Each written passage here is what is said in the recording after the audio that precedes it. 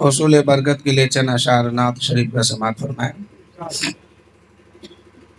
کہ ہوا منور فضا معطر فرشتے جنت سے آ رہے ہیں، ہوا منور فضا معطر فرشتے جنت سے آ رہے ہیں، پڑھو درود و سلام لوگو حضور تشریف لا رہے ہیں، ہوا منور فضا معطر فرشتے جنت سے آ رہے ہیں، پڑھو درود و سلام لوگو حضور تشریف لا رہے ہیں۔ اور آگے شعر سنیے، حلیمہ دائی کا گھر و آنگن جہاں پہ گزرا نبی کا بچپن، حلیمہ دائی کا گھر و آنگن جہاں پہ گزرا نبی کا بچپن، حلیمہ دائی کا گھر و آنگن جہاں پہ گزرا نبی کا بچپن، وہ دیکھو سوئے ہیں میرے آقا فرشتے جھولا جھلا رہے ہیں، وہ دیکھو سوئے ہیں میرے آقا فرشتے جھولا جھلا رہے ہیں۔ میرے نبی صلی اللہ علیہ وسلم بچپن کے عالم میں دائی حلیمہ کے گھر پر آرام فرما رہے ہیں۔ حضرت حلیمہ سعدیہ میرے نبی کو جھولے پر لٹا کر کے اپنے کام میں مشغول ہو گئی۔ کچھ دیر کے بعد حلیمہ سعدیہ کہتی ہے کہ میں نے چاہا کہ دیکھوں کہ محمد سو رہے ہیں کہ جاگ رہے ہیں، تو حلیمہ سعدیہ کہتی ہے کہ میں جب دوبارہ دیکھنے کے لیے آئی تو میں کیا دیکھتی ہوں کہ میرے نبی صلی اللہ علیہ وسلم مسکرا رہے ہیں۔ اب حلیمہ سعدیہ پریشان اس بات پر ہے کہ میں نے تو اس بچے کو کوئی گیت نہیں سنائی، کوئی لوری نہیں سنائی، کوئی قصیدہ نہیں پڑھا، پھر یہ محمد مسکراتے کیوں ہے؟ پھر نبی مسکراتے کیوں ہے؟ حلیمہ سعدیہ کہتی ہے کہ اچانک میری نظر آسمان کی طرف اٹھی، میں کیا دیکھتی ہوں کہ میرے گھر کے چھت پھٹے ہوئے ہیں اور میرے مصطفیٰ جان رحمت کی انگشت مبارک آسمان کے طرف اٹھے ہوئے ہیں۔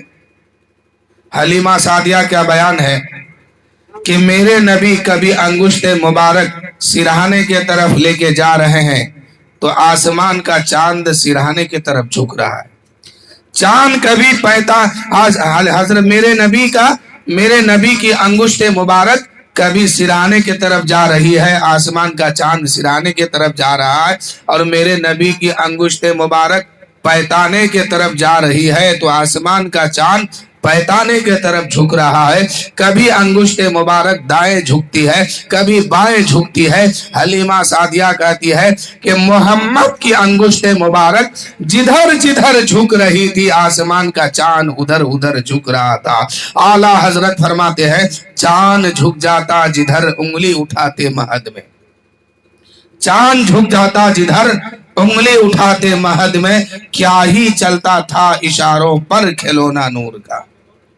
یعنی مصطفیٰ جان رحمت صلی اللہ علیہ وسلم بچپن کے عالم میں خدا کی قدرت سے کھیلتے ہیں۔ وہ جو آسمان پر چاند چمک رہا ہے یہ خدا کی قدرت ہے، جسے آج دنیا دیکھ کر کے خدا کی قدرت کو ماننے پر مجبور ہے، اور میرے مصطفیٰ جان رحمت بچپن کے عالم میں اسی سے کھیلتے ہیں۔ تو جو خدا کی قدرت سے کھیلے اسی ذات کو محمد الرسول اللہ صلی اللہ علیہ وسلم کہتے ہیں۔ میرے آقا صلی اللہ علیہ وسلم بچپن کے عالم میں حلیمہ سعدیہ کے گھر پر آرام فرما رہے ہیں اور انگشت مبارک سے چاند کو کھلونا بنائے ہوئے ہیں۔ جدھر انگلی جا رہی ہے جدھر میرے نبی کی انگشت مبارک جا رہی ہے آسمان کا چاند ادھر ہی جھکتا ہے۔ شاعر کہتے ہیں حلیمہ دائی کا گھر و آنگن جہاں پہ گزرا نبی کا بچپن، وہ دیکھو سوئے ہے میرے آقا، وہ دیکھو سوئے ہے میرے آقا، فرشتے جھولا جھولا رہے ہیں، وہ دیکھو سوئے ہے میرے آقا، فرشتے جھولا جھولا رہے ہیں۔ میرے نبی کی عظمت کو رب نے بلند کیا ہے، کتنا بلند کیا اس کے بارے میں بتا نہیں سکتا۔ کیوں کہ معراج کی رات پر میرے مصطفیٰ جان رحمت سدرہ کو پار کر کے، عرش کو پار کر کے لا مقام میں پہنچتے ہیں۔ اب خدا فرماتا ہے اے محبوب، آپ کے قدم کے نیچے میں نے ساری کائنات رکھ دیا ہے، اور آپ کے قدم مبارک کو ساری کائنات کے سر کا تاج بنا دیا ہے۔ کائنات کے سر کا تاج مصطفیٰ جان رحمت کے قدم مبارک ہے۔ اللہ فرماتا ہے محبوب آج آپ وہاں آ گئے ہیں جہاں کوئی نہیں آ پایا۔ میرے نبی کی عظمت کو بتا رہا ہے میرا خدا کہ محبوب آج عرش نیچے ہے، آپ کا قدم اوپر ہے، آٹھوں جنت نیچے ہے، آپ کا قدم اوپر ہے، چاند ستارے سورج ساتوں آسمان سب نیچے ہے، اور آپ کا قدم مبارک اوپر ہے۔ یعنی ساری دنیا کو مصطفیٰ کے قدم کے نیچے رکھ دیا، اور مصطفیٰ جان رحمت کے قدم مبارک کو ساری دنیا کے سر کا تاج بنا دیا۔ تو شاعر کہتے ہیں حلیمہ دائی کا گھر و آنگن جہاں پہ گزرا نبی کا بچپن، وہ دیکھو سوئے ہے میرے آقا، فرشتے جھولا جھولا رہے ہیں۔ میرے مجدد ہے اعلی حضرت، ہے کتنی آل نبی سے الفت، میرے مجدد ہے اعلی حضرت، ہے کتنی آل نبی سے الفت، خود ایک سید کی پالکی کو لگا کے کاندھا اٹھا رہے ہیں، خود ایک سید کی پالکی کو لگا کے کاندھا اٹھا رہے ہیں۔ اور میرے اعلیٰ حضرت فرماتے ہیں کہ تیری نسل پاک میں ہے بچہ بچہ نور کا، یا رسول اللہ یا حبیب اللہ، تیری نسل پاک میں ہے بچہ بچہ نور کا، تو ہے عین نور، تیرا سب گھرانہ نور کا۔ اور سیدوں کی تعظیم سب پر ضروری ہے، اس لیے کہتے ہیں کہ میرے مجدد ہے اعلی حضرت، ہے کتنی آل نبی سے الفت، خود ایک سید کی پالکی کو لگا کے کاندھا اٹھا رہے ہیں۔ حلیمہ دائی کا گھر و آنگن جہاں پہ گزرا نبی کا بچپن، وہ دیکھو سوئے ہے میرے آقا، فرشتے جھولا جھولا رہے۔ ولی کا دشمن نبی کا دشمن، ولی کا پیارا نبی کا پیارا، جو غوث و خواجہ کے ہے فدائی، رضا کا نعرہ لگا رہے۔ جو ولی کا دشمن ہے وہ نبی کا دشمن ہے، اور جو نبی کا دشمن ہے وہ خدا کا دشمن ہے۔ اور اللہ تعالیٰ قرآن مقدس میں ارشاد فرماتا ہے کہ الا ان اولیاء اللہ لا خوف علیہم ولا هم یحزنون، بے شک اللہ کے ولیوں کو نہ کوئی خوف ہے، نہ کوئی غم ہے، نہ کوئی حزن و ملال ہے۔ اللہ نے تین چیزوں کو پوشیدہ رکھا ہے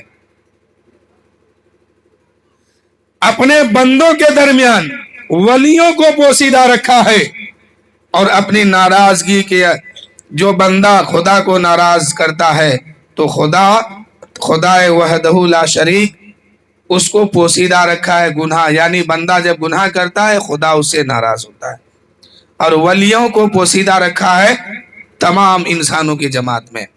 शायर कहते हैं वली का दुश्मन नबी का दुश्मन, वली का प्यारा नबी का प्यारा, जो गौसो ख्वाजा के हैं फदाई, जो गौसो ख्वाजा के हैं फदाई, रजा का नारा लगा रहे हैं, हवा मुनव्वर फजा मुअत्तर, फरिश्ते झूला झूला रहे हैं, पढ़ो दुरूदो सलाम लोगो, हुजूर तशरीफ ला रहे हैं।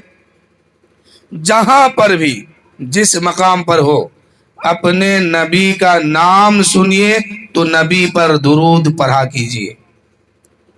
एक मर्तबा का वाकया है कि जिब्राइल अलैहिस्सलाम हुजूर की बारगाह में तशरीफ लाए। उस वक्त मेरे नबी सल्लल्लाहु अलैहि वसल्लम मस्जिद नबवी शरीफ पर मिंबर शरीफ के ऊपर तशरीफ फरमा हो रहे थे। मस्जिद भरी हुई थी। मेरे नबी पहले सीढ़ी पर कदम रखते हैं और कहते हैं आमीन। दुआ करने वाला कोई नजर नहीं आ रहा है। दूसरे सीढ़ी पर कदम रखा मेरे आका ने, फिर कहते हैं आमीन। सहाबा परेशान है कि आज दुआ करने वाला कोई दिखाई नहीं देता है और मेरे नबी आमीन कहते हैं, आखिर माजरा क्या है। फिर तीसरी सीढ़ी पर मेरे आका ने कदम रखा, फिर फरमाते हैं आमीन। जब काम मुकम्मल हो गई, मेरे नबी सल्लल्लाहु अलैहि वसल्लम मिंबर से नीचे उतरे। साहबा ने अर्ज की, या रसूल अल्लाह, या हबीब अल्लाह, आपसे नहीं पूछेंगे आका तो किससे पूछेंगे? आपसे मालूम नहीं करेंगे तो किससे पूछेंगे मेरे आका। ऐ मेरे आका, आप पर मेरे माँ बाप कुर्बान मेरे आका। ऐ मेरे आका, जरा नजरे करम फरमाइए। जब आप पहली सीढ़ी पर कदम रखे हैं उस वक्त आपने आमीन कहा है, दूसरी सीढ़ी पर कदम रखा है, आमीन आपने कहा है, तीसरी सीढ़ी पर आप कदम रखे हैं, आमीन कहते हैं, लेकिन दुआ करने वाला कोई नजर नहीं आ रहे हैं। मेरे आका, माजरा क्या है, मामला क्या है? मेरे नबी फरमाते हैं, ओ सहाबा सुनो सुनो, जब मैंने मस्जिद नबवी शरीफ के पहले मिंबर पर कदम रखा है, पहली सीढ़ी पर चढ़ा है, उस वक्त जिब्राइल अमीन आ गए और कहने लगे, या रसूल अल्लाह, या हबीब अल्लाह, जहां पर आपका नाम लिया जाए, जिस जगह पर आपका तस्किरा किया जाए, आपका नाम लिया जाए और लोग आप पर दुरूद ना पढ़े, आप पर सलाम ना पढ़े, वो लोग तबाह व बर्बाद हो जाए, वो लोग तबाह व बर्बाद हो जाए।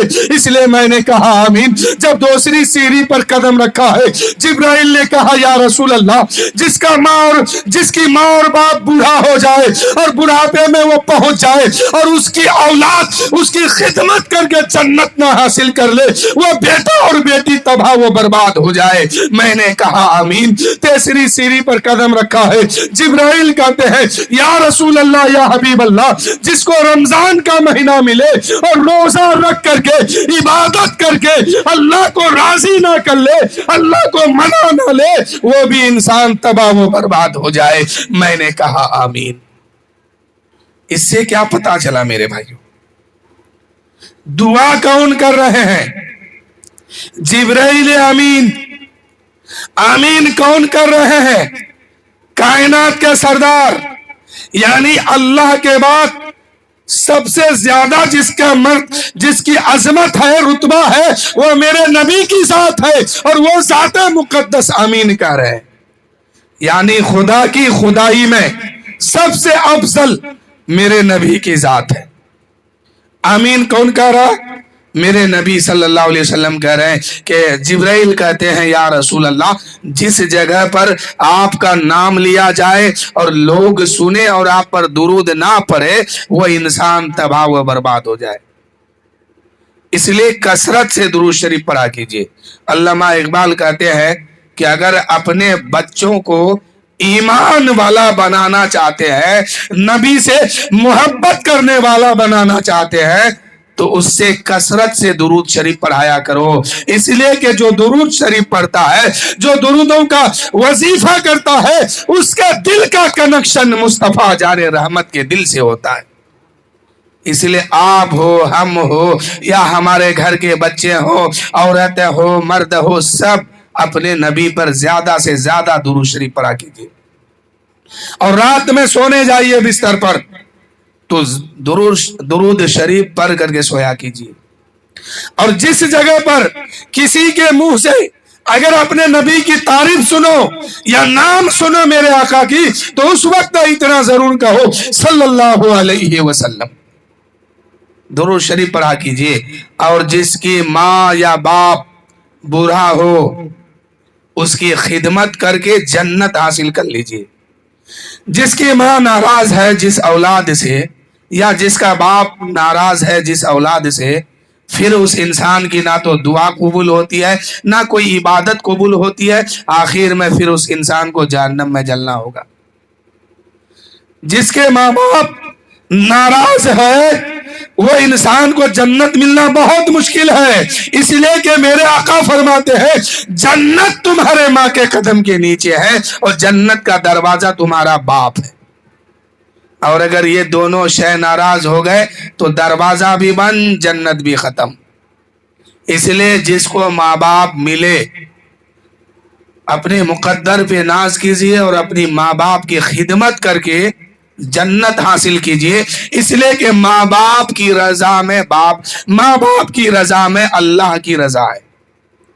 جس کا باپ یا جس کی ماں اپنے بچوں سے اگر وہ ناراض ہے تو سمجھو کہ اس بچے سے اللہ کے رسول بھی ناراض ہے اور خدا وحدہ لا شریک بھی اس سے ناراض ہے. یعنی یوں سمجھیے کہ جس انسان سے اس کی ماں اس کا باپ ناراض ہو گئے اس سے اللہ کے رسول بھی ناراض ہے، اللہ تعالیٰ بھی اس سے ناراض ہے. اور جس سے راضی ہے اس سے اللہ کا محبوب بھی راضی ہے اور خدا بھی راضی ہے. اس لیے کہ ماں باپ کی رضا پر خدا کی رضا ہے. جس کی ماں جس کا باپ اس سے خوش ہے سمجھو کہ اس سے خدا بھی خوش ہے، اللہ کے رسول بھی خوش ہے اور اس کی عبادت قابل قبول ہے. اے میرے بھائیوں، جس کی ماں یا باپ ناراض ہو پھر اس کی کوئی دعا کہیں سے بھی کیجیے قبول نہیں ہوتی ہے، نہ اس کی کوئی عبادت قبول ہوتی ہے. آپ لاکھ عبادت کیجئے، اگر یہ دونوں شے ناراض ہے، ماں یا باپ میں سے کوئی بھی ناراض ہے تو آپ کی عبادت آپ کے منہ پہ مار دیا جائے گا، آپ کی عبادت قبول نہیں ہوگی اور آپ کی دعا بھی قبول نہیں ہوگی. اس لیے ماں باپ کو اف تک مت کہو. حدیث میں بات آئی ہے ماں باپ کو اف تک مت کہو، اس لیے کہ یہ دونوں شے اگر راضی ہے تو پھر انشاءاللہ جنت ملے گی. اگر یہ دونوں ناراض ہو کر کے چلے گئے تو جنت ملنا بہت مشکل ہے. تیسری بات، جبرائیل امین کہتے ہیں کہ یا رسول اللہ، یا حبیب اللہ، جس کو رمضان کا مہینہ ملے اور وہ عبادت کر کے، روزہ رکھ کر کے، تراویح پڑھ کر کے، ذکر و اذکار کر کے اللہ کو راضی نہیں کرتا ہے، وہ انسان تباہ و برباد ہو جائے. اس لیے رمضان کا مہینہ آتا ہے، رمضان کا مہینہ اب آنے والا ہے. اس مہینے میں کثرت سے عبادت کیجیے، روزہ دل سے رکھیے تاکہ اللہ راضی ہو جائے. اس مہینے کی فضیلت بہت ہے میرے بھائیوں. میرے نبی کی ایک حدیث ہے، میرے آقا فرماتے ہیں کہ اگر میری امت کو یہ پتا چل جائے کہ رمضان میں کیا فضیلت ہے، اس کی مرتبہ کیا ہے، تو میری امت روزانہ یہی تمنا کرے گی کہ کاش سال کا ہر دن رمضان کا دن ہوتا. اور میرے آقا فرماتے ہیں کہ رمضان کے مہینے میں جب کوئی روزہ رکھتا ہے تو اللہ کی رحمت اس سے مچل کے کہتی ہے کہ بندہ اٹھ، تو نے روزہ رکھا ہے، اللہ تعالیٰ نے تیری عبادت کو قبول فرمایا. یعنی روزے دار جس مقام پر ہو، چاہے وہ سو رہا ہو یا جاگ رہا ہو، ہر لمحہ اس کی عبادت پر گزر رہی ہے. روزے دار اگر روزہ رکھ کر کے سویا ہے نا تو جتنی سانس وہ لے رہا ہے ہر سانس اس کی عبادت میں گزر رہا ہے. اور روزے دار جب سو جاتے ہیں تو ایک فرشتہ اس کو اٹھاتے ہیں. اب وہ روزے دار اٹھ کے بیٹھتے ہیں تو فرشتہ کہتے ہیں کہ اچھائی مانگنے والے بن کر اچھائی مانگنا، اللہ تعالیٰ نے تیرے حق میں تیری دعا کو قبول فرما لیا ہے. اور وہی فرشتہ بدماشوں سے کہتا ہے اے شریر انسان، اے بدماش انسان، اب بدماشی کرنا بند کر دے اور ہدایت کے راستے پر چل، اس لیے کہ یہ بار بار موقع تمہیں نہیں ملے گا. یہ رمضان کی فضیلت ہے میرے بھائیوں. اب جب کوئی بندہ مومن روزہ رکھتا ہے، چاہے عورت ہو یا مرد ہو، روزے کی حالت میں سویا ہے، فرشتے آ کے اس کو اٹھاتے ہیں، وہ اٹھ کے بیٹھتا ہے تو جس بستر پہ وہ سوتے ہیں نا، وہ بستر اس کے لیے رب کی بارگاہ میں دعا کرتے ہیں کہ اے مولا، آج روزے کی حالت میں رہ کر کے یہ تیرا بندہ مجھ پہ آرام کر رہا تھا، مولا بروزے قیامت جب اس کو جنت میں تو بھیجنا تو جنت میں اس کو اعلیٰ بچھونا عطا فرمانا. اب وہی بندہ رمضان کے مہینے میں روزہ رکھا ہے، بستر دعا دے رہے ہیں، اب اٹھ کے کھڑا ہوا، اپنا لباس، یوں سمجھئے کہ اپنا کپڑا یا کرتا پہننے کے لیے لیتا ہے، وہی کپڑا رب کی بارگاہ میں عرض کرتے ہیں اے پاک پروردگار، یہ روزے کی حالت میں ہے اور مجھے اپنا لباس بنایا ہے، اے مولا جب قیامت کا دن ہو اور یہ جنت میں پہنچے تو مجھ سے بھی اعلیٰ و افضل اس کو لباس پہنا دینا، جنتی لباس اس کو عطا کرنا. اب وہی بندہ لباس پہن کر کے کھڑا ہوتا ہے، اب جوتا یا چپل جو بھی ہو وہ پہنتا ہے، اب اس کے جوتے، اس کے نالین پاک، اس کے نالین، اس کے جوتے رب کی بارگاہ میں فریاد کرتے ہیں کہ مولا یہ رمضان کا مہینہ ہے، روزے کی حالت میں ہے مولا، اس نے مجھے استعمال کیا ہے مولا. اے پاک پروردگار، جب قیامت کا دن قائم ہوگا، لوگ نفسی نفسی کے عالم میں ہوں گے، ایسے وقت میں جب پل صراط سے گزرنے کی باری آئے گی، جب یہ انسان پل صراط پر سوار ہوگا، مولا اس کے ثابت قدم رکھنا مولا، اور آسانی کے ساتھ اس کو پل صراط پار کرا کے جنت عطا فرما دینا. اب وہی بندہ جوتا پہن کر کے وضوگاہ تک پہنچا، وضوگاہ میں پہنچا، یہ رمضان کی فضیلت ہے. وضوگاہ میں پہنچا یا کہیں بھی پانی لے کر کے وضو کرتا ہے تو پانی کا ہر قطرہ اس کے لیے یہی دعا کرتا ہے کہ اے پاک پروردگار، آج مجھے لے کر کے یہ وضو بنایا ہے مولا، اے مولا اس کو اسی طرح گناہ سے بھی پاک و صاف کر دے مولا، اس کو پاک اور صاف کر دے مولا، اور آگے سے نیک کام کرنے کی توفیق عطا فرما دے. یہ پانی کا قطرہ کہتا ہے. اور پھر وہ انسان وضو بنا کر کے اللہ کی بارگاہ میں نماز کے لیے کھڑے ہوتے ہیں، تکبیر تحریمہ کہتے ہیں، اللہ اکبر کہہ کے کھڑے ہو گئے. اب پانی نہیں، اب بستر نہیں، اب اس کے کپڑے نہیں، بلکہ کعبۃ اللہ شریف ہو کر کے رب کی بارگاہ میں دعا کرتے ہیں اے مولا یہ روزے کی حالت میں ہے مولا، یہ بندہ تیرا نیک ہے مولا، روزے کی حالت میں ہے مولا، اس کے خطا کو معاف کر دے مولا، اور جب یہ مر جائے قبر کی دنیا میں پہنچے تو قبر کی دنیا میں رحمت و نور کی بارش فرما دے مولا، رحمت و نور کی بارش فرما مولا، اور جنت الفردوس کی ٹھنڈی ہوا اس کے قبر میں عطا فرما. یہ رمضان کی فضیلت ہے ایک روزے دار کے لیے. اچھا، آپ یہ جانتے ہیں کہ یہ 30 دن روزے کا دن کیوں بنایا گیا؟ روزہ، رمضان کا روزہ 30 دن کیوں ہے؟ 40 دن بھی ہو سکتا تھا، 50 دن بھی ہو سکتا تھا، 20 دن کا بھی ہو سکتا تھا، 25 دن بھی رہ سکتا تھا، 15 دن، 2 دن، 4 دن، لیکن ایک مہینہ کیوں رکھا گیا ہے؟ اس کے بارے میں جانتے ہیں؟ 29 دن یا 30 دن کا رمضان کیوں آتا ہے؟ حضرت آدم علیہ نبینا علیہ الصلوۃ والتسلیم جنت میں رہنے لگے. اللہ تعالیٰ نے آدم کو بنایا، جنت میں رکھا. इरशाद फरमाया है आदम जन्नत में जिधर जी चाहे घूमो फिरो खाओ पियो, लेकिन एक दरख्त है गंदम का, एक दरख्त है गेहूं का, तुम उसके करीब मत जाना, उसका फल मत खाना। आदम अलैहिस्सलाम बड़ी ताकीद से और बड़े ख्याल से इसकी पैरवी करते रहे और आदम अलैहिस्सलाम उस दरख्त से दूर रहा। आखिरकार एक दिन शैतान ने अपना जाल बिछाया नफरत का और शैतान ने आदम अलैहिस्सलाम को बहका दिया। आदम अलैहिस्सलाम से एक भूल हो गई, जाके वो जन्नत में गेहूं का दाना खा लिया। शैतान ने कहा है आदम जानते हो ये दाना तुम्हें खाने से क्यों रोक रखा है? आदम अलैहिस्सलाम ने फरमाया ये मेरा रब जानता है कि उसने क्यों रखा है। शैतान ने अपना मकर और फरेब का जाल बिछा दिया, दुश्मनी और अदावत का जाल बिछाया, इसलिए कि शैतान जन्नत से इसलिए निकाला गया था कि आदम को सजदा नहीं किया था। तो रब ने कहा कि मेरे नबी की ताज़ीम से तुम इनकार करते हो, जाओ जन्नत से निकल जाओ और तुम शैतान बन जाओ। अच्छा एक बात और जानते हैं, शैतान जब नहीं बना था उससे पहले वो क्या था?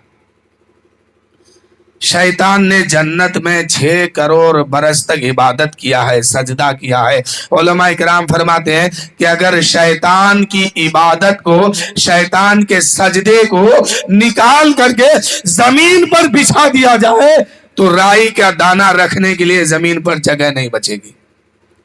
6 करोड़ बरस तक उसने अल्लाह की इबादत किया, सजदा किया, जो भी करना था वो जन्नत में किया। जब वो शैतान नहीं बना था उस वक्त 6 करोड़ बरस तक वो जन्नत में था और अल्लाह की इबादत किया। एक मोड़ ऐसा भी आया कि तमाम फरिश्तों को वो इल्म दीन सिखाता था, पढ़ाता था। फिर एक वक्त ऐसा आया कि ये इसको सरदार बनाया गया, शैतान को फरिश्तों का सरदार बनाया गया और जन्नत में एक झूला लगाया गया। शैतान झूला पर बैठता था, फरिश्ते इसको झूला झुलाया करते थे क्योंकि वो उस्ताद बन गया था। जब आदम अलैहिस्सलाम को बनाया तो अल्लाह ने फरमाया है फरिश्तों आदम के सामने झुक जाओ। सब फरिश्ते सजदे में चले गए लेकिन इब्लीस सजदे में नहीं गया और कहा कि ये तो मिट्टी से बना, हम आग से बने हैं, हम इसके सामने सजदा नहीं करेंगे, इसके सामने नहीं झुकेंगे। जब तमाम फरिश्तों ने देखा कि शैतान सजदे में नहीं गया, तमाम फरिश्ते सजदे में चले गए। अब सजदे से सर उठाने का हुक्म हुआ, तमाम फरिश्ते सर उठाते हैं। क्या देखते हैं कि शैतान अकर गया है और कहता है कि मैं इसके सामने नहीं झुकूंगा। तो अल्लाह ने इसको लानत का तोक इसके गले में डाल दिया और फरमा दिया जा तू अब जन्नत से निकल जा, आज से तू शैतान बन गया। जब इस मंजर को फरिश्तों ने देखा तो दूसरा सजदा फिर फरिश्तों ने किया और कहा कि मौला वो पहला सजदा तो तेरे हुक्म से किया था, अब दूसरा सजदा शुक्राने के तौर पर कर रहा हूं, इसलिए कि हमने तेरे हुक्म को माना तो हम बच गए और शैतान ने नहीं माना तो इसको शैतान करार दे दिया गया, इब्लीस बना दिया गया, लानत का तोक इसके गले पे डाल के दुनिया में फेंक दिया गया। इसीलिए नमाज के अंदर 2 सजदा है एक रकात में। एक रकात नमाज पढ़ते हैं तो कितने सजदा इसमें? 2 रकात। एक है हुक्मी, एक है ताजीमी।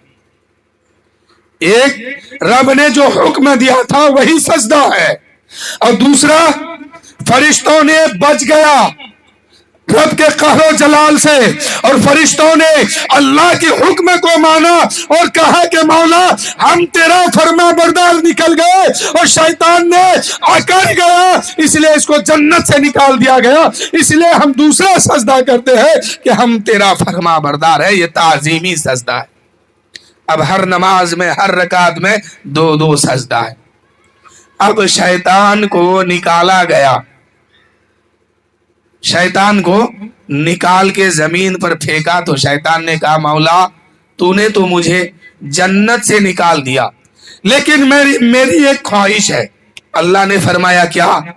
शैतान ने कहा کہ مجھے تا قیامت تک کی عمر دیا جائے. کتنی عمر؟ تا قیامت تک کے لیے مجھے زندہ رہنے کا حکم دیا جائے. اللہ نے فرمایا جا میں نے تمہیں دے دیا، تمہاری زندگی تا قیامت تک ہے، تم زندہ رہو گے. اب شیطان نے دوسرا چال چلا، کہتا ہے کہ اے پاک پروردگار میں تیرے ہر بندے کو بہکا دوں گا، میں تیرے ہر بندے کو بہکا دوں گا سوائے اس کے کہ جس پر تیرا فضل ہوگا، ورنہ میں سب کو بہکا دوں گا. اللہ نے فرمایا اے شیطان سنو سنو، جب جب تو میرے بندے کو بہکائے گا اور میرا بندہ گناہ کرے گا، لیکن جب وہ گناہ کر کے میری بارگاہ میں آئے گا اور ندامت کی آنسو بہائے گا، رو رو کر کے مجھ سے معافی مانگے گا، جب جب معافی مانگے گا میں اسے معاف کرتا جاؤں گا.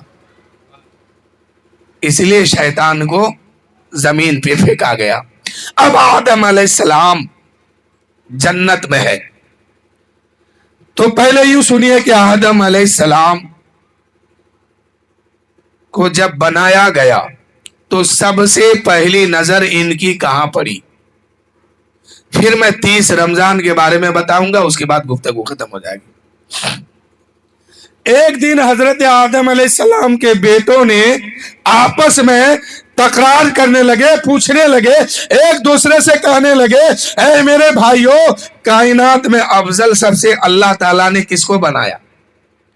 ایک نے کہا کہ میرے باپ آدم کو، اس لیے کہ اس کو اللہ تعالیٰ نے بنایا، سب سے پہلا آدمی یہی ہے، سب کا باپ یہی ہے، آدم علیہ السلام کو سب سے افضل بنایا.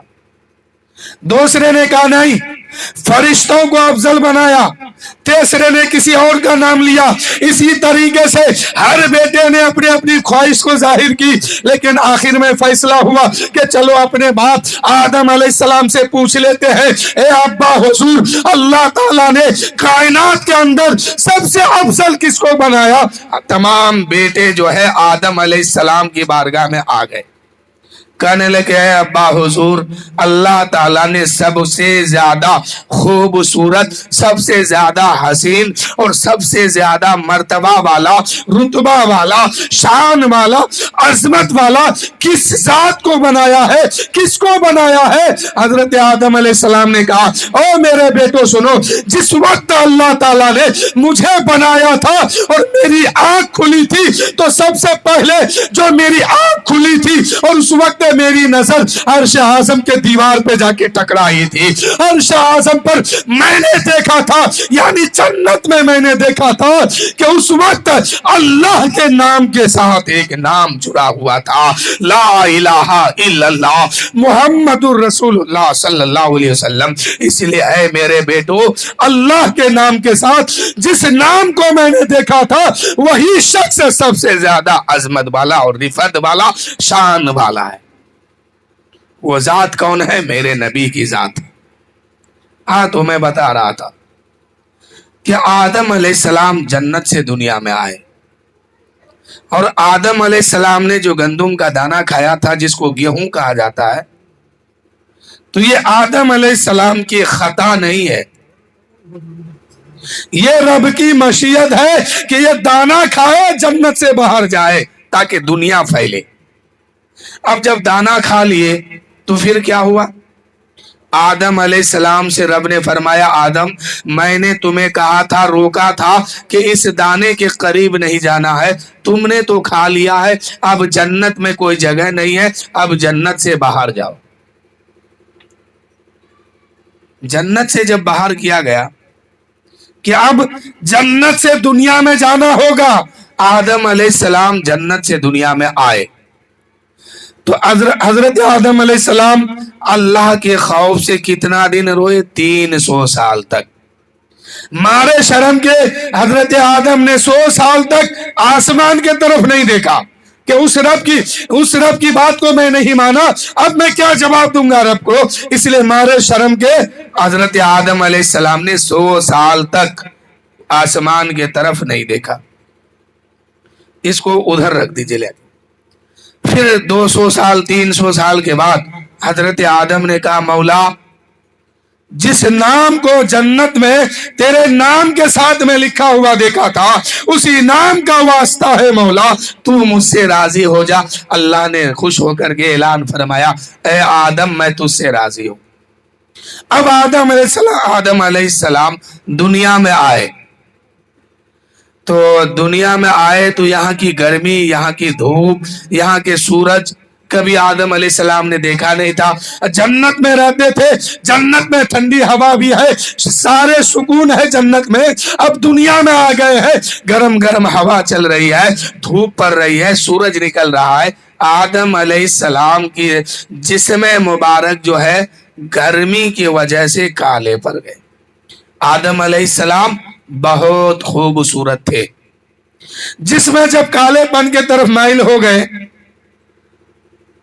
तो कुछ दिन के बाद अल्लाह ताला ने फरमाया, ए आदम 30 रोजा रखा करो, साल में 30 रोजा रखो। अल्लाह ने फरमाया 30 रोजा रख।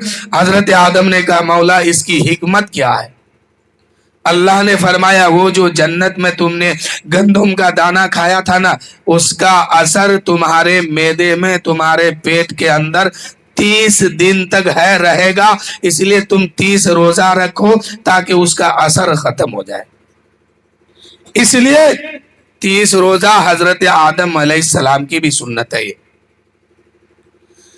अब जिसमें जो है कालेपन के तरफ माइल होते हैं, जन्नत में तो सारी फैसिलिटी मौजूद है, जन्नत में सारे सुकून है। अब दुनिया में आए हैं, गर्म हवा चलती है, कभी सूरज निकलता है, धूप पड़ती है। आदम अलैहिस्सलाम के जिस्म जो है कालेपन के तरफ माइल हो गए। जिब्राइल अलैहिस्सलाम आते हैं और जिब्राइल अलैहिस्सलाम कहते हैं कि आदम कैसे हो? कहा कि अल्लाह का शुक्र है, मैं ठीक हूं, लेकिन देखो ना मेरा जिस्म कालापन बन रहा है, मेरा जिस्म कालेपन के तरफ माइल हो रहा है। हजरत जिब्राइल ने कहा, है आदम क्या इससे निजात चाहते हो, इससे छुटकारा चाहते हो? आदम अलैहिस्सलाम ने कहा हाँ। तो जिब्राइल अलैहिस्सलाम ने फरमाया, आदम हर महीने के 3 रोजा रखा करो, इससे अल्लाह ताला तुम्हें निजात अता फरमाएगा। तो आदम अलैहिस्सलाम को जिब्राइल अमीन ने कहा, हर महीने के 13, 14, 15 को रोजा रखा करो।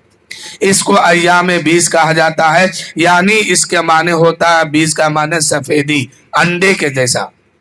आदम अलैहिस्सलाम 13 तारीख, महीने के 13 तारीख को रोजा रखते हैं, तो उनका जिस्म जो है थोड़ा सा सफेद होते हैं। फिर 14 को जब रोजा रखते हैं, आधे से ज्यादा खूबसूरत जिस्म हो गए। जब 15 तारीख को रोजा रखते हैं, तो आदम का जिस्म वही जिस्म हो गया जो जन्नत में था, अब वही जिस्म दुनिया में भी है। आदम अलैहिस्सलाम हर महीने के 3 रोजा रखा करते थे। एक दिन मेरे नबी सल्लल्लाहु अलैहि वसल्लम की बारगाह में जिब्राइल अमीन आए और सलाम अर्ज किया, और उस वक्त हजरत अली मुश्किल कुशा भी वहां पर आ गए। मेरे नबी ने फरमाया, है जिब्राइल, मेरे नबी ने फरमाया, है अली, इस वक्त जिब्राइल आए हैं और तुझे सलाम करते हैं। हजरत अली कहते हैं, या रसूल अल्लाह, आप पर भी सलाम हो और जिब्राइल पर भी सलाम हो।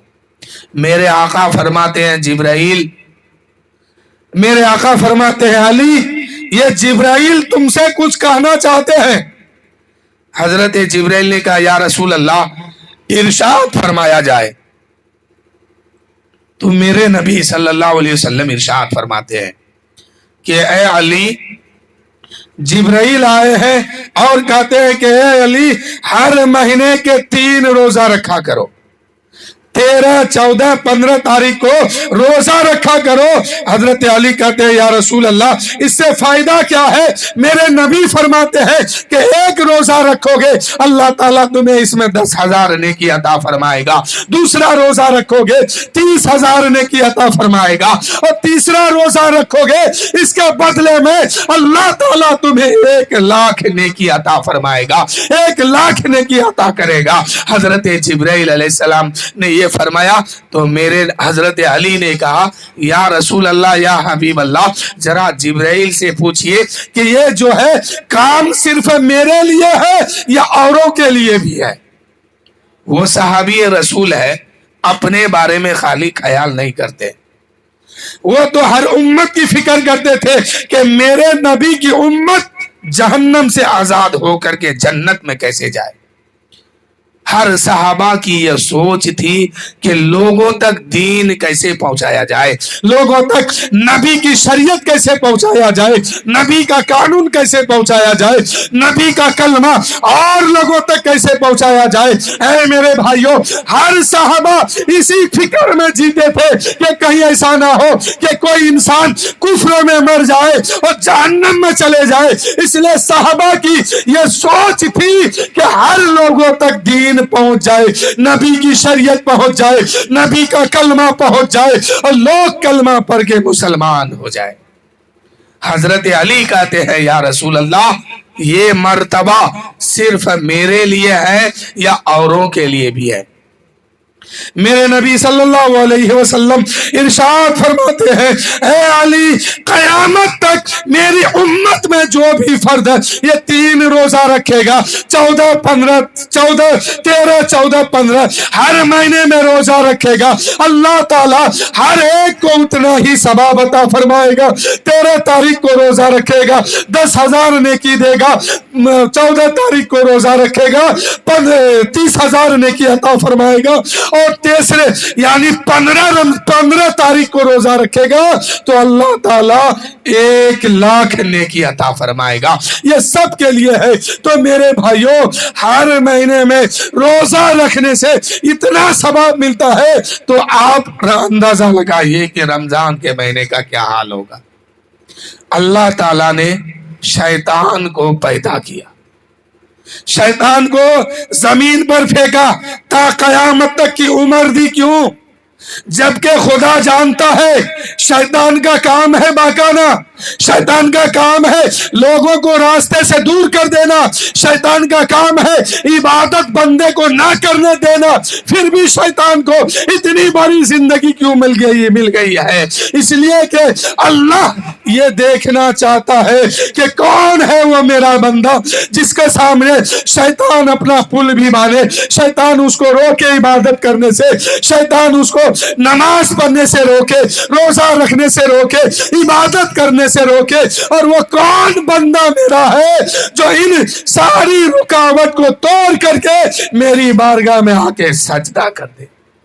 اس لیے شیطان کو زندہ رکھا گیا کہ شیطان اس لیے زندہ ہے کہ شیطان انسان کو بہکاتا ہے, شیطان انسان کو نماز پڑھنے نہیں دیتا ہے, روزہ رکھنے نہیں دیتا ہے, عبادت کرنے نہیں دیتا ہے. اللہ یہی دیکھنا چاہتا ہے کہ شیطان کے بہکاوے میں کون آتا ہے اور شیطان کے سارے ہتھ کنڈے کو توڑ کر کے, سارے پل کو توڑ کر کے میری بارگاہ میں آ کے کون سجدہ کرتا ہے. اسی مقصد سے شیطان کو رکھا گیا ہے. اگر شیطان کے چنگل میں آپ آ گئے ہیں تو پھر آپ کے بندگی کا کیا مطلب ہے؟ آپ نماز اگر نہیں پڑھتے ہیں, عبادت نہیں کرتے ہیں, روزہ نہیں رکھتے ہیں, شیطان کے چنگل میں پھنس جاتے ہیں, تو پھر آپ کے بندگی کا کیا مطلب ہے؟ آپ کے دنیا میں آنے سے کیا فائدہ ہے آپ کو؟ اس لیے کہ بروز محشر نفسی نفسی کا عالم ہوگا, ہر بندے کو خدا کی بارگاہ میں کھڑا کیا جائے گا. اس وقت اللہ فرمائے گا, اے میرے بندے, دنیا گھوم کے آئے ہو, آؤ اب یہ حساب دو, زندگی کی حساب دے دو. جوانی میں کتنی عبادت کیا ہے, بچپنے میں کتنی عبادت کیا ہے, بڑھاپے میں کتنی عبادت کیا ہے, ساری زندگی کا حساب آگے دو. اگر آپ نماز سے دور ہے, عبادت سے دور ہے, روزہ نماز آپ سے نہیں ہوتا ہے, تو یقیناً آپ شیطان کے چنگل میں پھنس گئے. اور اللہ تعالیٰ یہی دیکھنا چاہتا ہے کہ میرا کون ایسا بندہ ہے جو میری محبت میں شیطان کے چنگل سے آزاد ہو کر کے فجر کے وقت بستر چھوڑ کر کے میری بارگاہ میں سجدہ کون کرتا ہے. اس لیے میرے بھائیوں, اگر آپ سے عبادت نہیں ہو پاتی ہے, یا اگر آپ سے ہوتی ہے، آپ کے گھر میں آپ کی بیوی ہے، آپ کی بیٹی ہے، آپ کی بہن ہے، آپ کی ماں ہے، ان میں سے اگر کوئی عبادت سے دور ہے، نماز سے دور ہے، روزے سے دور ہے، عبادت سے دور ہے، اس پر آپ سختی کیجئے اور اسے کہیے کہ عبادت ہی سب کچھ ہے، ورنہ آپ کا دنیا میں آنا فضول ہے اور بیکار ہے۔ اگر آپ کا بیٹا، آپ کی بیٹی، آپ کے گھر کے لوگ نماز نہیں پڑھتے ہیں تو ایک حدیث کے مطابق اس پر آپ سختی کیجیے۔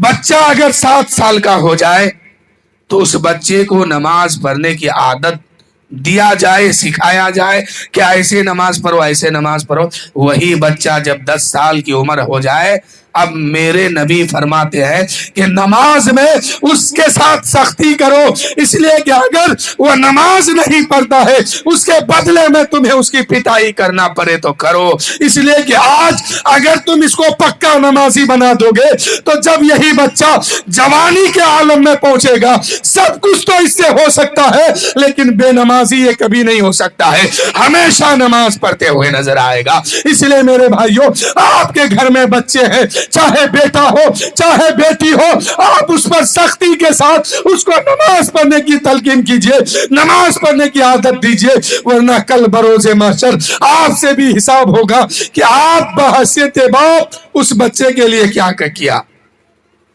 اگر آپ کے گھر میں کوئی بے نمازی ہے اور اس کو آپ نماز پڑھنے کی سختی اس کے ساتھ نہیں کرتے ہیں، نماز نہیں پڑھاتے اسے اور پڑھنے کی عادت نہیں اس کو دیتے ہیں کہ میرے بیٹا یا بیٹی نماز پڑھو، نماز پڑھو گے رب خوش ہوگا، جنت عطا فرمائے گا، نماز نہیں پڑھو گے نہ رب ناراض ہوگا اور جہنم میں جانا ہوگا۔ اس لیے میرے بھائیوں، آج آپ کے بیٹے کو اگر کوئی ایک تھپڑ مار دے تو آپ کا خون کھولا اٹھتا ہے، آپ اسے دیکھ کر کے برداشت نہیں کر پاتے ہیں، اس لیے کہ وہ آپ کا لخت جگر ہے، نور نظر ہے، اسے کوئی مارے، اسے کوئی پیٹے، آپ یہ برداشت کبھی نہیں کر سکتے ہیں، لیکن بروز محشر قائم ہوگا، لوگ نفسی نفسی کے عالم میں ہوں گے، آپ وہاں ہاتھ باندھ کے کھڑے ہوں گے اور آپ کا بیٹا یا آپ کی بیٹی یا آپ کی بیوی یا آپ کی ماں اگر نماز نہیں پڑھے ہیں تو اللہ حکم دے گا، اے فرشتوں اس کو جہنم میں لے جا کے ڈال دو۔ آپ کے سامنے سے آپ کے بیٹے کو لے کے جائیں گے، آپ کے سامنے سے آپ کی بیٹی کو لے کے جائیں گے اور فرشتہ گھسیٹتے ہوئے جہنم میں لے کے پھینک دے گا، آپ وہاں کچھ نہیں کر پائیے گا، آپ کی زبان تک نہیں کھلے گی، وہاں کیسے برداشت کریں گے؟ وہاں آپ سے برداشت ہوگا نہیں ہوگا، لیکن کرنا پڑے گا۔ تو وہی کام آج دنیا میں کیجیے، ورنہ میدان محشر میں آپ کے سامنے سے آپ کے بیٹا جہنم میں جائے گا، آپ کے سامنے سے آپ کی بیٹی جہنم میں جائے گی، آپ کے سامنے سے آپ کی بیوی جہنم میں جائے گی، جس سے آپ اتنی محبت کرتے ہیں کہ اگر ایک چاٹا کوئی اسے مار دے تو آپ برداشت نہیں کرتے ہیں، کل اسی بیٹے کو جہنم میں ڈالا جائے گا، یہ جہنم میں چلے گا، تڑپے گا، روئے گا، چلائے گا، آپ دیکھیں گے کیسے اس وقت برداشت کریں گے۔ اس لیے وہ کام آج دنیا میں کیجئے۔ اگر آپ اپنے بیٹے کو، اپنی بیٹی کو، اپنے گھر والے کو نماز پر سختی کرتے ہیں، عبادت کرنے کہتے ہیں اور نماز پڑھواتے ہیں اور خود بھی پڑھتے ہیں تو دنیا میں سب سے اچھا باپ آپ ہے، اور اگر آپ کا بیٹا، آپ کی بیٹی نماز نہیں پڑھتی ہے تو دنیا میں سب سے خراب باپ آپ ہے۔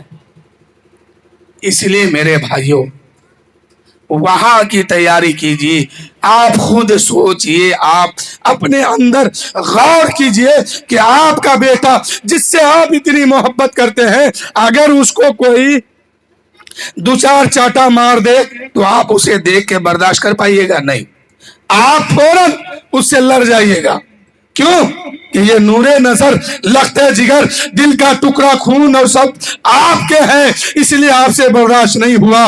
लेकिन इसी बेटे को आपके सामने फरिश्ता लेके जाएंगे, इसलिए लेके जाएंगे कि दुनिया में रह करके इसने नमाज नहीं पढ़ा है, इबादत नहीं किया है, रोजा नहीं रखा है।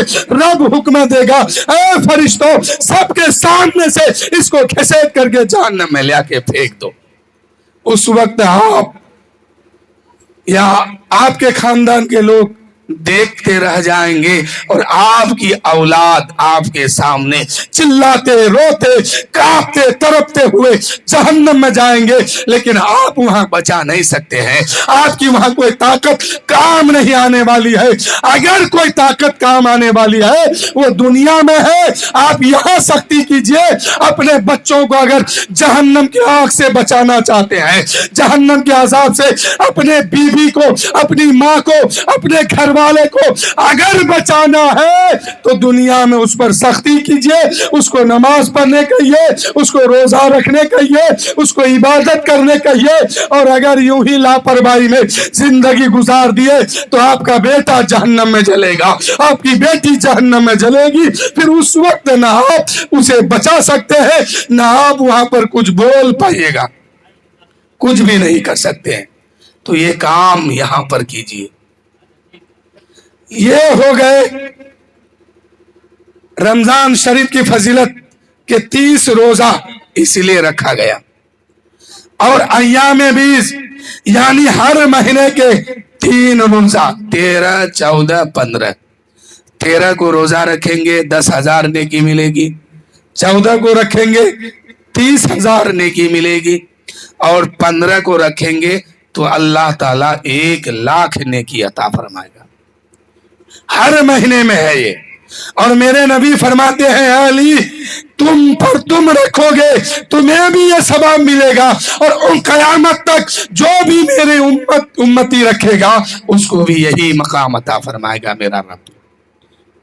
इस और रमजान शरीफ का जब दिन आता है, इफ्तार के वक्त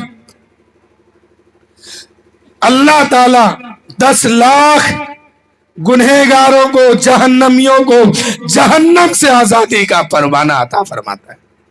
वो लोग जिसको जहन्नम में जाना तय हो चुका था, इस रमजान की बरकत से जब अफ्तार का वक्त आता है, ऐसे टाइम पर अल्लाह ताला 10 लाख जहन्नमियों को जहन्नम से आजाद करता है। एक रमजान में भी 10 लाख, दूसरे रमजान को 10 लाख, तीसरे रमजान को 10 लाख, चौथे को 10, पांचवें को 10, छठे को 10, सातवें को 10। अब आया कौन दिन? जुमा का दिन। तो जुमा के दिन के बारे में हदीस है, हदीस रसूल है। मेरे आका फरमाते हैं कि जुमरात की शाम से यानी जुमरात के दिन गुजर करके जुमा की रात से लेकर के जुमा के शाम तक यानी जुमरात के दिन खत्म होने के बाद मगरिब से लेकर के जुमा के दिन मगरिब तक अल्लाह ताला हर एक लम्हे में, हर एक सेकंड में 10-10 लाख लोगों की मगफिरत फरमाता है। कितने लोग? हर लम्हे में 10-10 लाख जहन्नमियों को जहन्नम से आजादी का फरमाना अता फरमा देता है। और जब 29वीं तारीख आती है यानी आखिरी रमजान आता है, जिसे लैलतुल जायजा कहते हैं, उस दिन यानी पहली रमजान से लेकर के आखिरी रमजान तक जितने लोगों की बख्शिश हुई, इतने लोगों के गिनती के बराबर 29वीं तारीख यानी आखिरी रमजान को इतने लोगों के तादाद के बराबर और लोगों की बख्शिश होती है। यानी यूं समझिए कि एक रमजान में 10 लाख लोग बख्शे गए, दूसरे रमजान में फिर 10 लाख, तीसरे में फिर 10 लाख, चौथे में फिर 10 लाख। अब आ गया जुमा का दिन और जुमा की रात। तो जुमा की रात हो या जुमा का दिन हो, हर एक लम्हा में, हर एक घड़ी में 10-10 लाख जहन्नमियों को जहन्नम से आजादी का परवाना अता फरमाता है। जहन्नम से जहन्नमियों को आजाद किया जाता है। और जब आखिरी رمضان آتا ہے تو 1 تاریخ سے لے کر کے 29 تاریخ تک جتنے لوگوں کی بخشش ہوئی ہے، جتنے لوگوں کی مغفرت ہوئی ہے، اتنے کی تعداد میں 29ویں رمضان کو اتنے کی تعداد میں اور لوگوں کی بخشش ہوتی ہے. یعنی 1 رمضان سے لے کر کے 29 رمضان تک جتنے لوگ بخشے جاتے ہیں اتنے کے برابر آخری رمضان کو اور اتنے کی تعداد کے برابر لوگ بخشے جاتے ہیں. اللہ کی بارگاہ میں دعا کیجئے کہ مولا رمضان میں جو تو لوگوں کو بخشتا ہے، اپنے بندوں کی مغفرت فرماتا ہے، اے مولا انہی 10 لاکھ لوگوں میں ہمارا بھی شمار فرما دے، ہم سب کی بھی بخشش فرما دے. یہ دعا کیا کیجئے میرے بھائیو. رمضان کے مہینے میں اللہ کی رحمت 3 مرتبہ اپنے بندے کو رات کے سناٹے میں آواز دیتی ہے کہ ہے کوئی مغفرت مانگنے والا، ہے کوئی روزی مانگنے والا، ہے کوئی توبہ کرنے والا کہ میں اس کی توبہ کو قبول کروں، ہے کوئی مغفرت مانگنے والا کہ اس کی خطا اور لغزش کو میں معاف کر دوں. اور 29 رمضان یعنی شام کے وقت اللہ تعالی آسمانی دنیا پر اعلان فرماتا ہے، اے فرشتوں اس مزدور کے بارے میں کیا کہتے ہو جو 1 مہینہ محنت کیا ہے، 1 مہینہ مشقت سے مزدوری کیا ہے، اس مزدور کے بارے میں کیا کہتے ہو؟ اتنا سننے کے بعد فرشتے مچل جائیں گے، فرشتے جھومنے لگتے ہیں اور اللہ کی بارگاہ میں وہ فرشتے عرض کرتے ہیں، اے مولا جو 1 مہینہ محنت کیا ہے، 1 مہینہ مشقت کیا ہے، اس کو بھرپور اجر دیا جائے، بھرپور ثواب دیا جائے. اللہ تعالیٰ ارشاد فرماتا ہے، اے میرے فرشتوں گواہ بن جاؤ جتنے لوگوں نے محبت اور ایمان کے ساتھ اس مہینے میں روزہ رکھا ہے ان تمام کی میں بخشش فرما دیا، ان تمام کی میں نے مغفرت فرما دیا. یہ کب ہوتا ہے؟ لیلۃ الجائزہ، آخری رمضان کے شام کو یا رات میں جسے چاند رات کہتے ہیں. اس رات میں ہم لوگ کیا کرتے ہیں؟ کوئی سبئی، کوئی لچھا، کوئی گوشت، کوئی کفرا، کوئی کیا یعنی سب عید کی تیاری میں لگ جاتے ہیں. لیکن یہ رات عید کی تیاری کی رات نہیں ہے، یہ رات بخشش کی رات ہے. اس رات میں جتنے لوگ روزہ رکھا ہے اس کا اجر اسی رات میں دیا جاتا ہے، اس کا بدلہ اسی رات میں دیا جاتا ہے. اللہ تعالیٰ اعلان فرماتا ہے، اے فرشتوں اس مزدور کے بارے میں کیا کہتے ہو جس نے 1 مہینہ دھوپ کو دھوپ نہیں سمجھا، پیاس کو پیاس نہیں سمجھا، میری محبت میں بھوک کو برداشت کیا ہے، پیاس کو برداشت کیا ہے اور محنت اور مشقت سے مزدوری کیا ہے، یعنی روزہ رکھا ہے. اس کے بارے میں تم کیا کہتے ہو؟ وہ فرشتہ کہتے ہیں مولا اس کو بھرپور اجر دیا جائے. اللہ تعالیٰ فرماتا ہے فرشتوں گواہ بن جاؤ میں اسی رات میں جتنے محبت سے روزہ رکھا ہے میں ان تمام کی بخشش عطا کر دیتا ہوں، ان تمام کو بخش دیتا ہوں، جہنم سے آزادی کا پروانہ دے دیتا ہوں. میرے دوستو بس اللہ کی محبت میں آپ روزہ رکھیے تاکہ آپ کی بھی بخشش ہو، ہماری بھی بخشش ہو. اور ہمیشہ یہی دعا کیجئے کہ مولا جتنے لوگوں کی بخشش اس رمضان کے مہینے میں تو نے فرمایا ہے ان میں ہمارا بھی نام شمار فرما دے. اور بندہ روزہ رکھتا ہے، 8:30 ہو گیا، اب ختم کیا جائے گا. بندہ جب روزہ رکھتا ہے اور نماز پڑھتے ہیں، حج کرتے ہیں، زکوٰۃ دیتے ہیں، صدقہ و فطرہ دیتے ہیں، خیرات کرتے ہیں، تو یہ سب کیا ہے؟ اس میں ایک دوسرے آدمی جانتے ہیں. کیا جانتے ہیں؟ کہ آپ نے خیرات کیا، لوگوں نے دیکھ لیا. آپ نے زکوٰۃ دی، لینے والا جان گیا کہ اس نے زکوٰۃ دیا. آپ نماز پڑھتے ہیں اب دکھاوے کے لیے پڑھتے ہیں کہ رب کی محبت میں آ کے پڑھتے ہیں, اس کو لوگ دیکھ رہے ہیں کہ یہ نماز پڑھنے آئے ہیں, عبادت کرنے آئے ہیں. آپ حج کرتے ہیں بندہ دیکھ رہا ہے, لیکن جب کوئی بندہ اللہ کی محبت میں روزہ رکھتا ہے تو کسی کو یہ خبر نہیں ہے کہ یہ بندہ روزہ رکھا ہے کہ نہیں رکھا ہے. رمضان کے مہینے میں آپ سحری کرتے ہیں, سحری کرنے کے بعد دن بھر میں نہ جانے کتنی مرتبہ آپ کو بھوک لگتی ہے, کتنے مرتبہ آپ کو پیاس لگتی ہے. آپ چھپا کے گھر میں پانی پی سکتے تھے, آپ چھپا چھپا کے کھانا کھا سکتے تھے, کبھی باتھ روم میں گھس کے کبھی کہاں پانی پی سکتے تھے, لیکن آپ نہیں پیتے ہیں. کیوں؟ کہ اللہ دیکھ رہا ہے, جس کے لیے رکھا ہے وہ دیکھ رہا ہے. اعلیٰ حضرت عظیم البرکت مجدد دین و ملت بچپن کے عالم میں انہوں نے روزہ رکھا تھا. دن جب اوپر چڑھا, آدھا دن گزرا, ان کے گھر والوں نے کہا اے امام احمد رضا خان, تم نے روزہ رکھا ہے, ابھی تم پر روزہ فرض نہیں ہے, ہم لوگ گھر سے باہر نکلتے ہیں, تم چھپا کر کے روزے کو توڑ دو اور پانی پی لو. امام احمد رضا خان فاضل بریلوی کہتے ہیں اے میرے گھر والوں, تم سے تو چھپا کے میں پانی پی لوں گا, لیکن میں کیا کروں, جس کے لیے میں روزہ رکھا ہے وہ تو مجھے دیکھ رہا ہے, اس کے نگاہ سے میں چھپ نہیں سکتا ہوں, وہ مجھے ہمیشہ دیکھتا ہے. تو روزے دار روزہ رکھتا ہے, چھپا کے پانی پی سکتا ہے, کھا سکتا ہے, لیکن وہ نہیں کھاتا ہے. کیوں؟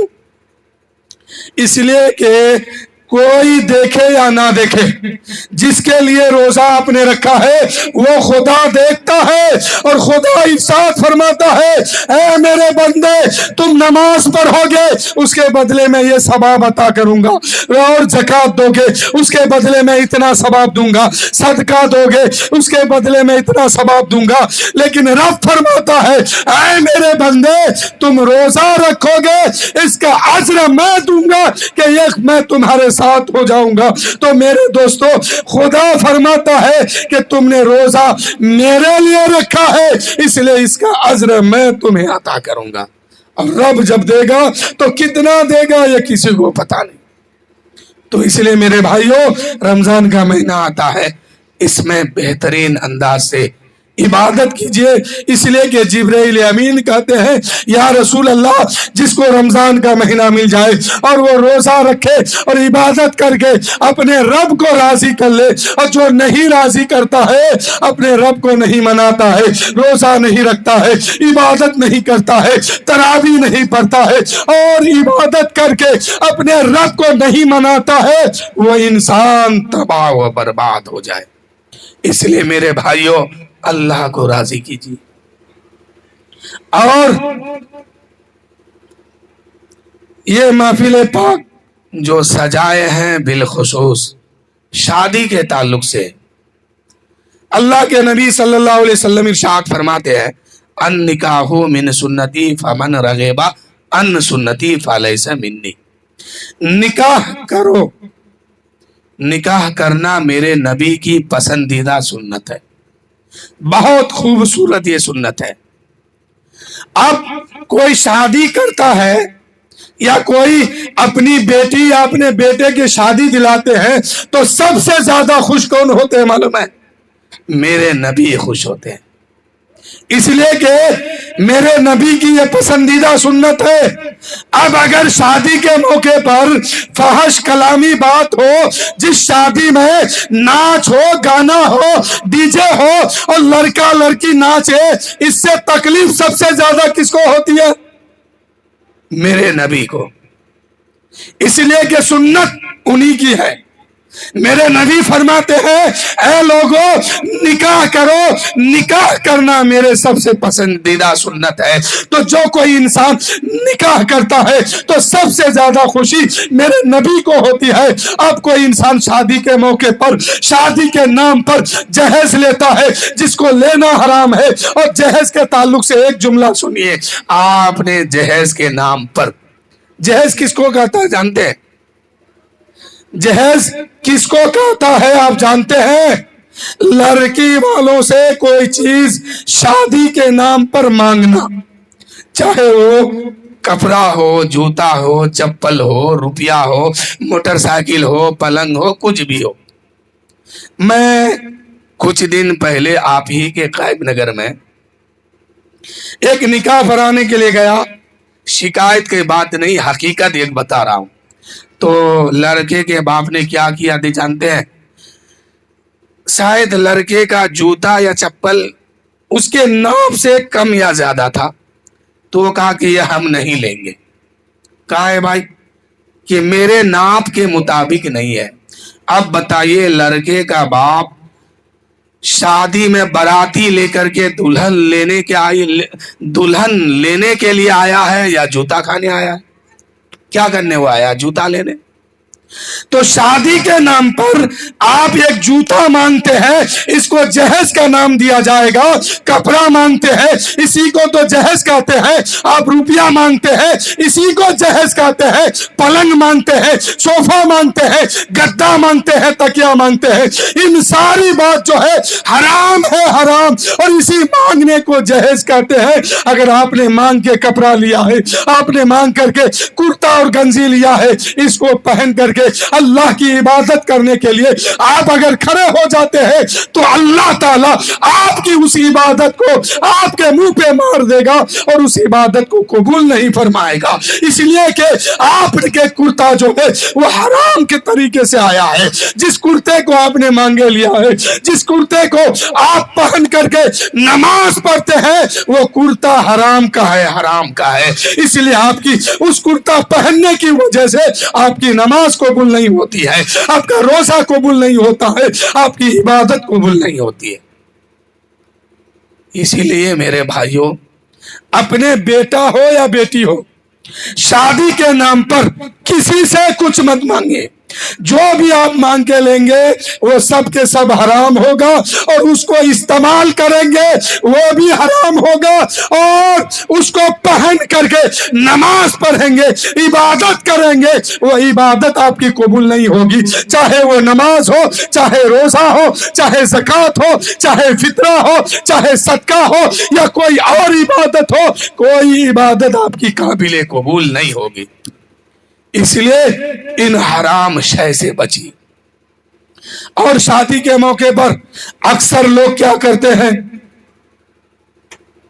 डीजे कर लेते हैं, बाजा कर लेते हैं, नाचने वाले लड़का लड़की को जमा कर लेते हैं और खूब अय्याशी करते हैं।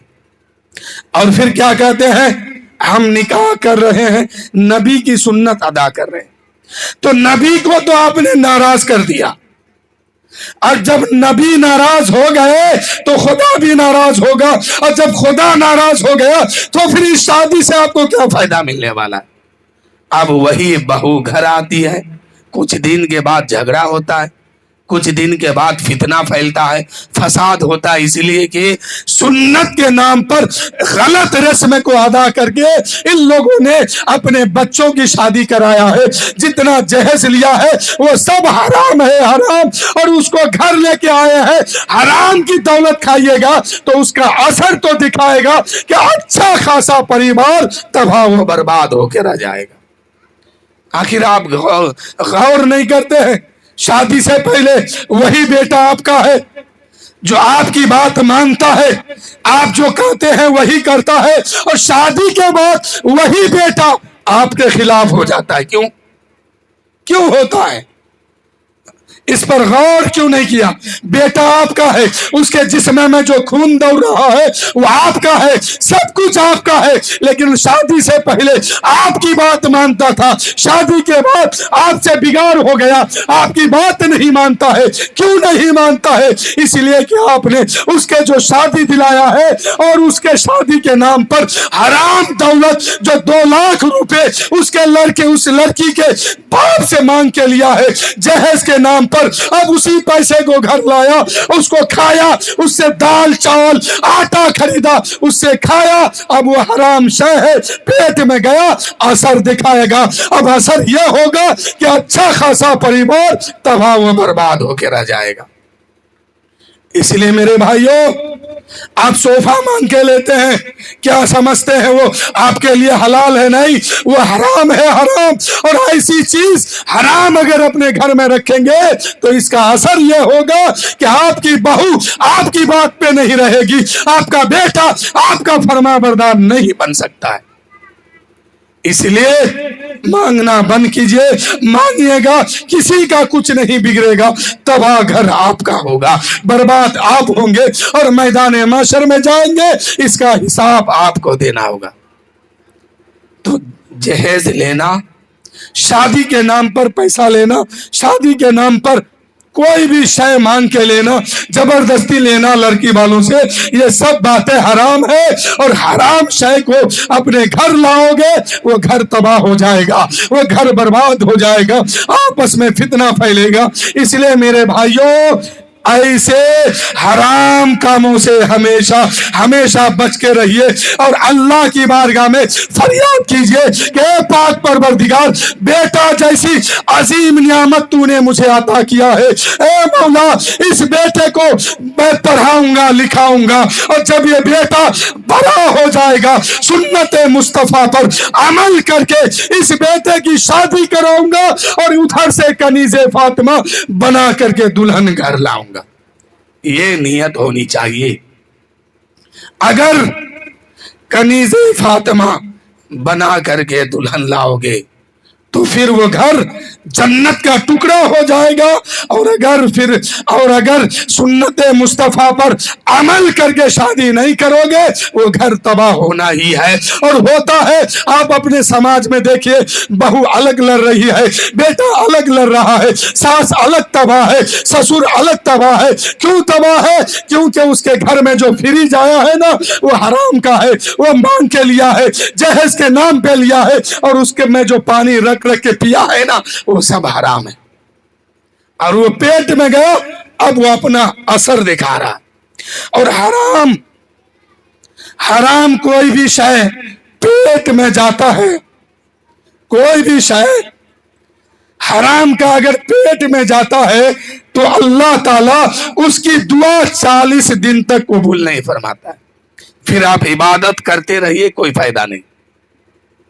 अगर 2 लाख रुपया लड़की वालों से जहेज के नाम पर मांग के लिया है और वो रुपया आपके घर में 2 साल रहा, और उस रुपया से आप कभी दाल खरीदते हैं, कभी चावल खरीदते हैं, कभी आटा खरीदते हैं, कभी कपड़ा लेते हैं, कभी क्या लेते हैं, 2 साल तक ये रुपया आपका काम आया, तो ये 2 साल तक आप जो खाए तो ये हराम का हुआ। अब 2 साल, अब मेरे नबी फरमाते हैं, एक दाना अगर हराम का पेट में जाता है तो 40 दिन तक उसकी दुआ कबूल नहीं होती है। आप जरा सोचिए, जिस रकम को आपने 2 साल खाया है वो हराम था, हराम, तो फिर कितने दिन तक आपकी दुआ कबूल नहीं होगी। इसलिए घर तबाह हो रहा है। हराम का खा खा के लोग अपने अच्छे खासे घर को तबाह कर देता है। जिस घर में बेटा सलाम, बेटा बेटी बहू सब इकट्ठा होकर रहती थी, आज उसी घर में देखिए बहू सास ननद क्या क्या होता है रिश्ते में, ये सारे के सारे फितना फसाद में फंसा हुआ है।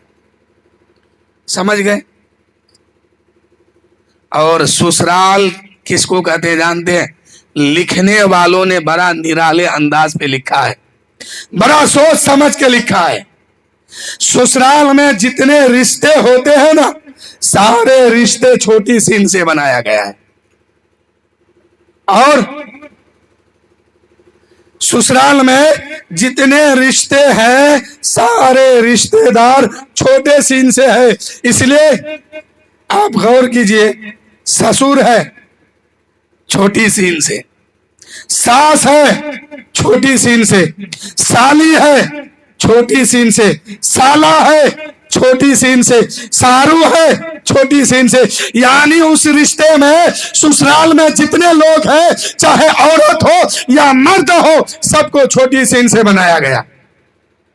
लिखने वालों ने बड़ा निराले अंदाज में लिखा और किसी रिश्ते में फर्क नहीं किया। वो सास को भी छोटी सीन बनाया, ससुर को भी छोटा, और साले को भी, साली को भी, और एक और रिश्ता होता है उसको क्या कहते हैं, सहारू। ये सब सारे छोटे सीन से है और आप उन्हीं से मांग मांग के लेते हैं, मजबूर कर देते हैं। तो मेरे भाइयों, निकाह करना मेरे नबी की सुन्नत है, इस सुन्नत को अमल कीजिए। आप तारीख के अंदर किसी बुजुर्गाने दीन की शादी में ये नहीं देखेंगे कि उन लोगों ने अपने ससुर से कुछ मांग के लिया हो। और आगे बढ़ेंगे तो किसी सहाबी ने अपने ससुराल वालों से कुछ मांग के लिया हो, तारीख के पन्ने में यह बात मौजूद नहीं है। हाँ, ये बात जरूर है कि जिस सहाबी ने शादी की है, हर सहाबी फ्री में शादी किया, जैज कुछ नहीं लिया है, तो उसी की तो हमको पैरवी करना है कि उन लोगों ने नहीं लिया तो हम सबको भी नहीं लेना है। मेरे भाइयों, आज लीजिएगा वो हराम का होगा, जहेज के नाम पे कुछ भी मांगिएगा वो सब के सब हराम हराम है, और इसको खाइएगा, इस्तेमाल कीजिएगा, अपनी जिंदगी तबाह हो जाएगी, घर बर्बाद हो जाएगा। इसलिए घर को बचाइए, अपनी जिंदगी को बचाइए, अपने ईमान को बचाइए, और ताकि कल बरोज़े क़यामत आसानी के साथ हिसाब दे करके जन्नत हासिल कर ले। इसलिए कि जहां बाप बेटे का काम नहीं आएगा तो वहां ससुर और समधी कहां से काम आएगा। जो सगा बाप होकर के, सगी माँ होकर के अपने बच्चों के लिए काम नहीं आ सकते हैं, तो किसी का ससुर या किसी के समधी वहां काम नहीं आएगा। हर आदमी यही सोचेगा कि मैं जन्नत में जाऊंगा, मैं जन्नत में जाऊंगा। अभी आपने अपने समधी से 2 लाख रुपया शादी के नाम पे लिया है, कल बरोज़े महशर अगर यही समधी 2 लाख रुपया मांग लिया तो उसका बदला तुम क्या अदा करोगे? फिर अपनी नेकी निकाल के उसे देना पड़ेगा। इसलिए तौबा कीजिए रब की बारगाह में कि मौला आज से जो गलती हो गई मुझे माफ कर दे, और आज के बाद हम जितने बेटे की शादी करेंगे, हर बेटे की शादी में जहेज नाम की कोई शय को अपने घर में आने नहीं देंगे, न हम कभी मांगेंगे, न अपने बेटे को मांगने देंगे, और अपने बच्चों की शादी कराएंगे, अपने बेटे की शादी कराएंगे तो सुन्नत मुस्तफा पर अमल करके कराएंगे, और उधर से कनीज़े फातिमा बना करके दुल्हन घर लाएंगे। ये काम कीजिए, और नहीं कीजिएगा किसी का कुछ नहीं बिगड़ेगा। मर जाएंगे आप, कब्र में जाएंगे, तन्हा रहना होगा। फरिश्ते कहेंगे ये शादी के नाम पे सोफा लिया था, इसके बदले में ये पिटाई है, इतना पैसा मांगा था। जहन्नम में पहुंचेंगे, कहेगा इतना पैसा मांगा था, उसके बदले में ये पिटाई है। खाते रहिएगा, वहां कोई बचाने वाला नहीं होगा। इसलिए मेरे भाइयों, अल्लाह ने बेटा दिया है तो सुन्नत मुस्तफा पर अमल करके शादी कराइए। हरगिज़ खबरदार अपने घर में या अपने बच्चे या बच्ची की शादी में नाचने वाले को, ना लड़का को ना लड़की को अपनी शादी में शामिल होने मत दीजिए। अगर आप अपनी शादी में, अपने घर वालों की शादी में नाचने वाले लड़का लड़की को बुलाइएगा, डीजे कीजिएगा, फिर होगा क्या कि अल्लाह की रहमत आप पर नहीं बरसेगी, बल्कि अल्लाह की लानत आप पर बरसेगी। इसलिए इन खुराफात से बचिए, और जहां से लेकर के बारात जाइएगा और जहां तक जाना होगा और जहां से वापस आइएगा, अगर नाचने वाला सब होगा और नाचने वाले, डीजे वाले नाचने वाले उस शादी में अगर शामिल होगा, अल्लाह की लानत यहां से वहां तक बरसती हुई नजर आएगी। इसलिए शादी कराइए अपने बच्चों की तो इन खुराफात से बचिए। ना नाचने वाले लड़के होंगे, ना लड़की होगी, ना डीजे वाला होगा, ना गाना गाने वाला होगा। हम किसी को अपनी शादी में शामिल नहीं करेंगे। सुन्नत के तरीके पर बारात लेके घर से निकलेंगे और उधर से वापस आएंगे तो कनीज़े फातिमा बना के दुल्हन को घर लाएंगे। अब दुल्हन घर आती है وقت بہت ہو گیا، انشاءاللہ پھر کبھی موقع ملا تو یہاں سے آگے، یعنی دلہن گھر میں آتی ہے تو دلہن کی سب سے پہلا کام کیا ہوتا ہے اور اللہ نے اس کو کیا مقام عطا فرمایا ہے سسرال والوں کے لیے، میں وہ مقام آپ کو انشاءاللہ ضرور بتاؤں گا۔ اور میں اپنی گفتگو یہیں سے ختم کر رہا ہوں۔ وآخر الدعوانا ان الحمدللہ رب العالمین۔ سب کو مل کے پڑھیے لا الہ الا اللہ محمد الرسول اللہ صلی اللہ علیہ وسلم۔ آئیے صلاۃ و سلام پڑھ لیجیے۔